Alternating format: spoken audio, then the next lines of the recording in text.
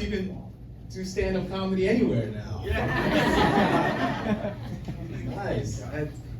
I told my manager that there's no way I'm gonna perform unless there's 81 sneakers behind me. And hey man, he made it happen.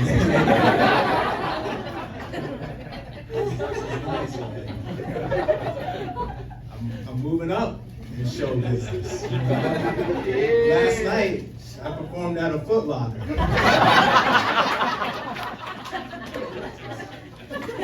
Great. People walking by, looking through the window, are like, this is the strangest shoe conference I've ever witnessed. Like, this guy giving a conference on how to sell sneakers? Keep going.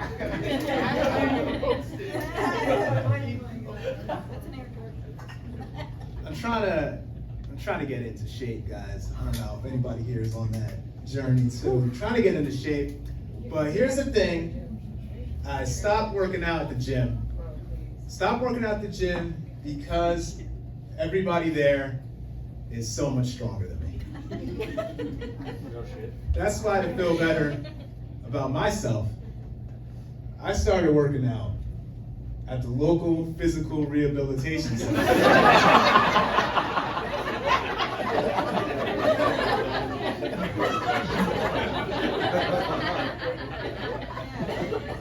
And I'm telling you guys, that is a huge ego boost right there. Because I may not be able to bench press a lot, but I can certainly catch a tennis ball.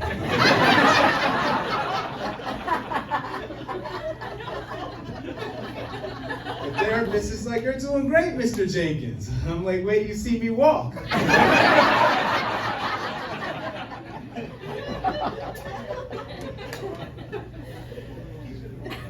I don't know if you guys ever noticed this. Whenever you're talking to somebody who like recently lost a lot of weight, for whatever reason, they always want to show you a picture of what they looked like before. I was like, why do I want to see a picture of you when you weren't as healthy? Nobody else does that. You're never talking to someone, they're like, oh, today I'm 8 years clean. You're like, oh, congratulations. They're like, thanks. Hey, you want to see a picture of me with a needle in my arm?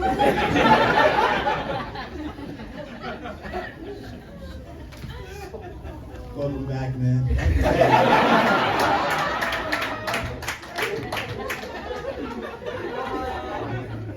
You missed a good one. You heard that, Matthew? Yeah, it's all right. You could use it. Did you hear anything about the shoe conference, though? You did? It was a moment. You had to be there. I can't recreate that.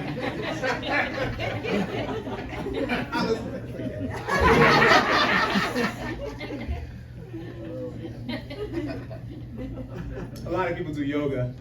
People say that yoga teaches you how to listen to your body.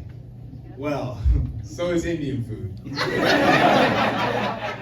Right, if you really want to see how far you can stretch, order tikka masala and get stuck in traffic on the way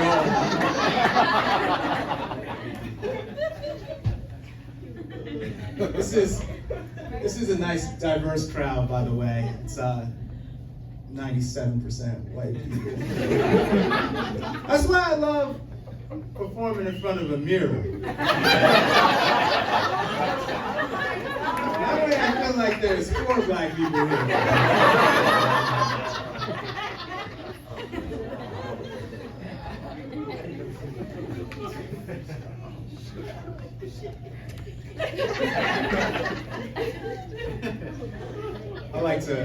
I run for exercise. A lot of people listen to like hip hop music or rock music to really motivate themselves. But to really push myself, guys, I listen to a playlist I have titled Civil Rights Movement. It's just cops yelling, get him, and German Shepherds barking. I'm never ran faster though. Flying. I just wanted to see how far I can go with you guys.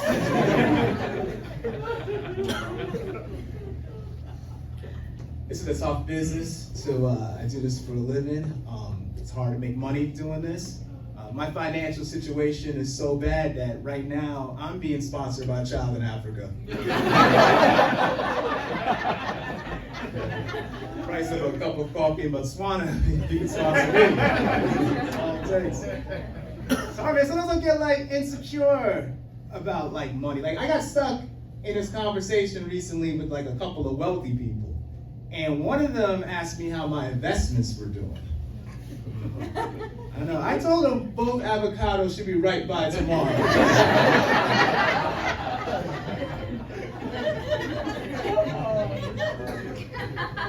I tried making some extra money. I tried driving for like Uber and Lyft to make some extra cash. But here's the thing, guys, my car is too old.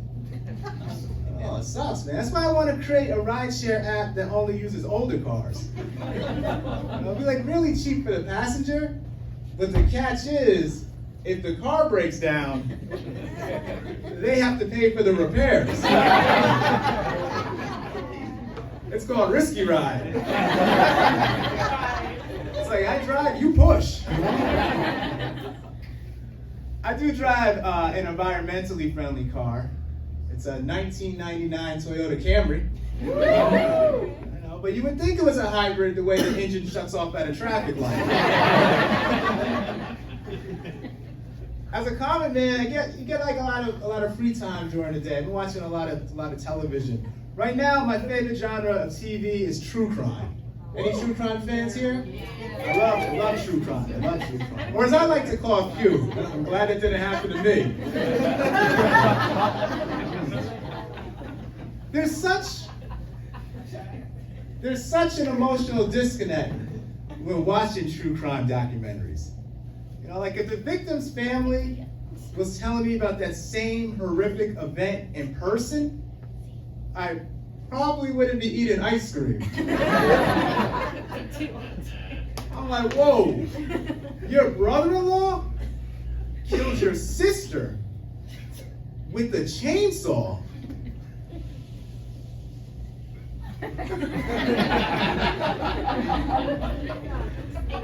We're horrible. Can I see some pictures?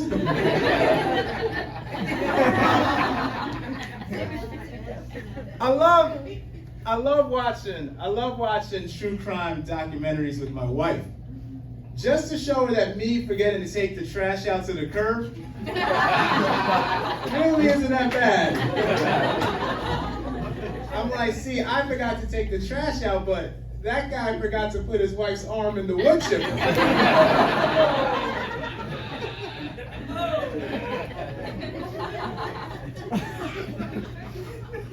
I always thought it was weird. I always thought it was weird that like murderers will Google phrases like how to dispose of a body, then be surprised when it's used as evidence against them. It's like, at least try disguising it a little bit. Now, Google something like, what's the name of the band with the song, Do Bones Dissolve in Acid? From the hit album, Will Mexico Extradite?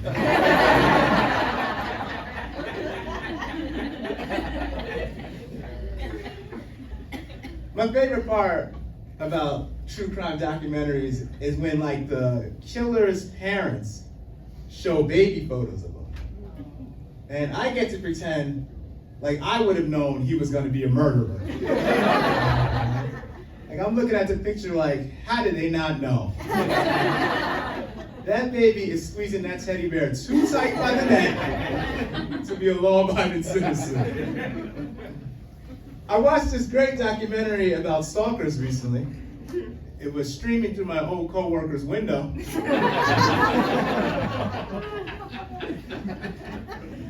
I do watch a lot of television, man. I don't know if you guys know this, but Netflix, they now have 12 seasons of Hoarders. Oh, yeah. So it sounds like they've got a problem too.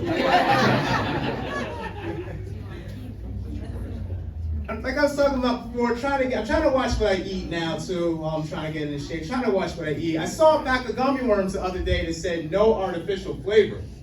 It's like, who buys gummy worms hoping it tastes as close to real worms as possible? Groceries are so expensive now, though. I've actually been taking Ozempic just to save money. Someone said, yes, sir. That says a lot about you. Are you taking it? I was just joking.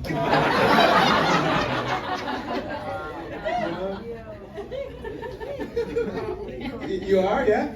No, sir. Oh, you were just joking too. I was joking too. Okay. It was the liquor. We figured. Everybody else in the room is able to put that together. He didn't have to explain it to us. Why he just blurted out something that really wasn't relevant to the joke, but we were able to figure it out. That's good. I gotta call my manager and say, put me back in Foot Locker.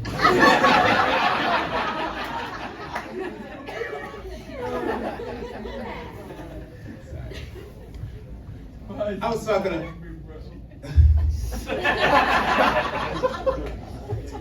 I'm almost out of here. Let me just go home. This is my job, you know. It's like a tough day at work. Like when you hear commotion, it's like a. What do you do for work? Me? Yeah, I know. I asked the wrong person. I'm gonna make a comparison, but now the timing is on. Just answer. But now I want to know. I work with interior designers. Okay, well I had nothing for that. I don't know. What do you do, man? Postal carrier. Postal carrier. Okay, so this is like the equivalent of a dog barking at you. It keeps me motivated too. I run city block. I just want to get through my job and go home. But now I got to deal with this extra thing. You know? The liquor talking. You know, it's like when you're doing your job, there's a drunk dog barking. Old folks home. You want to get out. Yeah, you know, I want to get in and out. This lasts for you, it works for me. I don't mean to complain, but, you know, why not? I'm not going to see you guys again.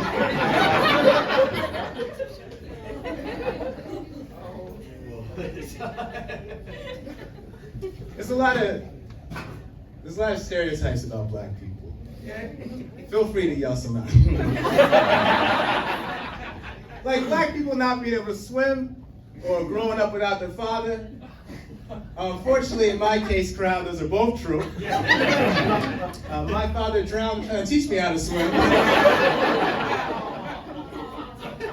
Oh, are you gonna tighten up on that? That would have been my dad's favorite joke, guys. Right? If he didn't die teaching me how to swim, he would have been laughing at me. There are a lot of stereotypes. I don't know if you guys heard this stereotype, black people being loud at a movie theater. I'm loud at a movie theater, right? I'm gonna be real with you guys, I think that one is true.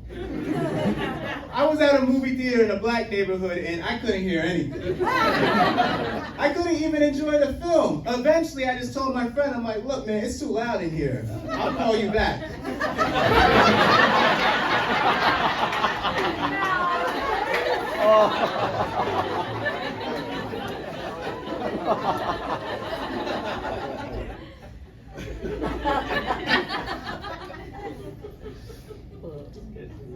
Racism is a thing.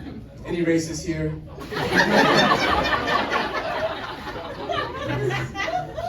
No. I grew up during the 90s. And I don't know if you guys thought about this, but Disney Disney hated black people during the 90s. Think about it. They made movies about white characters like Beauty and the Beast, Asian characters like Mulan, Native American Pocahontas, Middle Eastern Aladdin. But as soon as it came to Africans, they were like, nope, talking animals. The Disney executives are like, there's no way kids are gonna relate to black people. Let's make them lions that sing. But have the main character grow up without a father. It's their circle of life.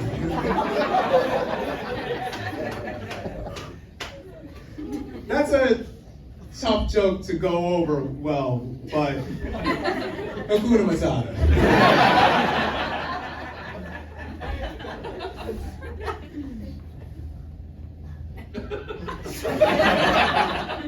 Thank you for the delayed laugh.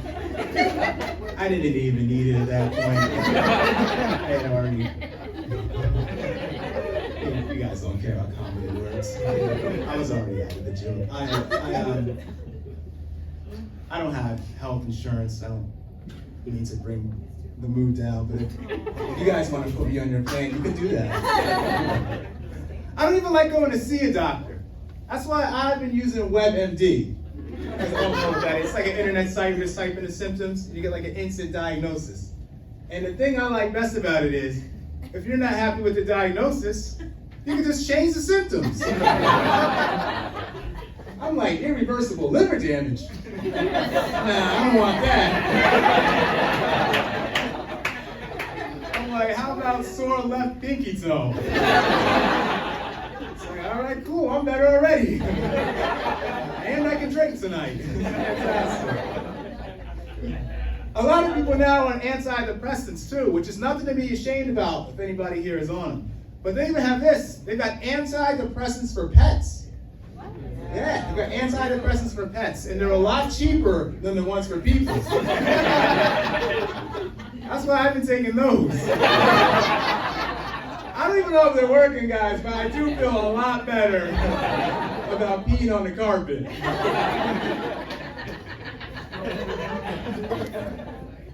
You guys are really fun, man. This is definitely a better show than the Foot Locker one. That one. They were more corporate over there. Dress up. It dressed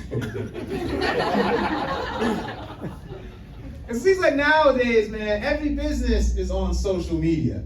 Every business has social media, but not all of them should. You know, like, why do I need to follow E.W. and Son's funeral home?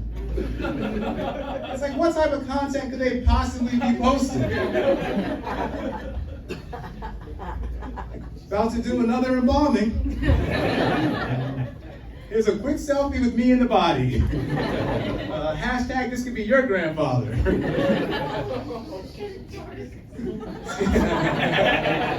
Is that the liquor talking, or you said it's getting dark? Every time. Every time? Every time. I'm almost done, I'm so close. Yeah, no, that's not how to vibe. I mean, you could vibe, but you could do it like quiet. You guys are almost done. Did I do the Lion King joke? Yes. Did it go over well? I don't even remember. Okay. When you do like 2 shows back to back, it's easy to forget. Like, I'm like, oh, was this show or the last show? But I'll just ask you because I'm never gonna see you guys again. I talked a lot. I'll leave you guys with this. I talked a lot about race, and you guys said there's no races here, which is great news. Racism is still alive, though, unfortunately. My family fell victim to racism recently. We were on a cruise, and during lunch, you had to sit with like other families, but no one would sit anywhere near us. And eventually, a Middle Eastern family came over and sat at our table, so of course we moved. You guys are great. Thank you so much for coming out.